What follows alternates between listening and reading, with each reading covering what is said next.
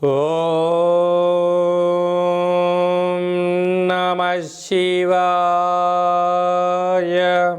ఓం నమో నారాయణాయ. కర్మ నివారణ నరదృష్టి నివారణ కాళభైరవాయై నమో నమః. ఓం కాళకాలాయ విద్మహే కాళాతీతాయ ధీమహి తన్నో నరదృష్టి నివారణ కాళభైరవ ప్రచోదయాతు. హరి ఓం. మా ఛానల్కి స్వాగతం. చూస్తున్న వీక్షకులకు ప్రేక్షకులకు ప్రియ కాళభైరవ భగవద్బంధులకి స్వాగతం పలుకుతూ మమ్మల్ని ఎంతగానో ఆదరిస్తూ ఉండబడినటువంటి ప్రియ సోదర సోదరీమణులకు ఎవరిపైనను గ్రహణం దోషం లేకుండా, గ్రహణం యొక్క శూల ఎవరిపైన పడకుండా అందరికీ ఐశ్వర్యాన్ని ఆనందాన్ని ప్రసాదించాలని, అలాగనే తెలుగు సంవత్సరానికి వీడుకోలు పలుకుతూ కొత్త తెలుగు సంవత్సరానికి స్వాగతం పలుకుతున్నటువంటి కాల సమయంలో కనుక అందరికీ ఈ సంవత్సరంలో జరిగినటువంటి అద్భుతాలు ఐశ్వర్యాలు అలా జీవితకాలంలో నిత్యము ఐశ్వర్య ఆనందంగా గడపాలని, సకల అష్ట కష్టాలకు స్వస్తి పలుకుతూ నూతన అధ్యాయ జీవితంలో సువర్ణ అధ్యాయానికి స్వాగతం పలకాలని కోరుకుంటూ అందరికన్నా ముందుగా శ్రీ పరాభవనామ సంవత్సర పండగ శుభాకాంక్షలు. మనకు 1వ తారీఖు మార్చి నెల 2026 నుండి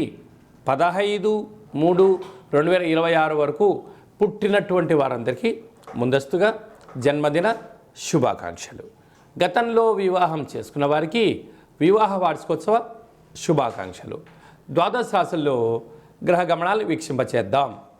మిథున రాశిలో దేవగురు బృహస్పతి సంచార స్థితి, సింహరాశిలో కేతు సంచార స్థితి, కుంభరాశిలో చతుర్గ్రహ సంచార స్థితి, రవి కుజ బుధ రాహు సంచార స్థితి, మీనరాశిలో శుక్రుడు మరియు శని సంచార స్థితితో ద్వాదశ రాశుల్లో గ్రహ గమనాలు ఈ విధంగా ఉన్నాయి.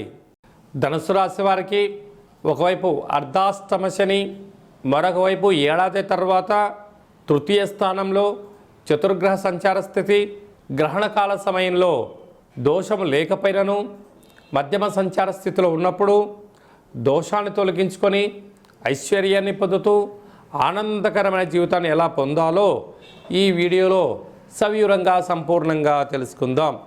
ధనుసు రాశిలో ఏ నక్షత్రాలు వస్తారగా మూలా నక్షత్రంలో 4 పాదాలు, పూర్వాషాఢ నక్షత్రం 4 పాదాలు, ఉత్తరాషాఢ నక్షత్రం 1 పాదం కలిపితే ధనుస్సు రాశి. రాశాధిపతి దేవగురు బృహస్పతి. వీరికి తృతీయంలో ఏడాది తర్వాత ఎన్నడూ లేనటువంటి విధంగా ఆత్మకారకుడు రవి, రుణరోగ శత్రుకారకుడు కుజుడు, బుద్ధికారకుడు బుధుడు, రవి బుధుడు కలిసి ఉండడం వల్ల బుధాదిత్య రాజయోగము. అక్కడే విశేషంగా రాహు కూడా సంచారం చేయడము, చతుర్గ్రహ సంచార స్థితి 3వ స్థానంలో ఉండడం వలన ధాతృ మాత పితృలతో, సోదరీమణులతో, అన్నాదమ్ములతో, అక్కా చెల్లెలతో, పై ఉద్యోగస్తులతో, సహ ఉద్యోగస్తులతో వీలైనంత వరకు వాగ్వివాదం పనికిరాదు అని చెప్పి జ్యోతిర్విజ్ఞానం తెలియచేస్తుంది. అలాగనే అర్ధాష్టమ శుక్రుడు సువర్ణ ఆభరణాలు, నూతన వస్త్రాలు, షేర్లు, క్రయ విక్రయాలు యోగదాయకాలు. అక్కడ శని భగవానుడు జలరాశిలో ఉన్నప్పుడు స్వదేశంలో ఉన్న విదేశాలలో ఉన్న ఆహార ఉత్పత్తులు, ఎక్స్పోర్ట్స్ ఇంపోర్ట్స్ స్వల్పమైనటువంటి ఆరోగ్యంగా కాపాడుకోగలిగితే మీకన్నా అదృష్టవంతుడు ఎవరు లేరు అని చెప్పి గమనించగలగాలి. సప్తమంలో గురు సంచార స్థితి ఉండడం వలన వివాహ ప్రయత్నాలు కలిసి రావడం, దూరవాయు జల ప్రయాణాల్లో ఆకస్మిక ధనలాభం కలగడం, ఉన్నతమైన రాజగౌరవాన్ని పొందడం, ఉద్యోగం పిలిచి ఇవ్వడం, ఉద్యోగాల ప్రమోషన్స్ లాంటి అదృష్టం మీరు పొందబోతున్నారు. అదే భాగ్యస్థానంలో కేతు సంచార స్థితి, భార్యాభర్తల మధ్య అన్యోన్యత, అనేక రకాల కార్యక్రమంలో ముందు చూపుతో మీ యొక్క విజయానికి మీరే తొలిమెట్లు వేసుకోవాలి.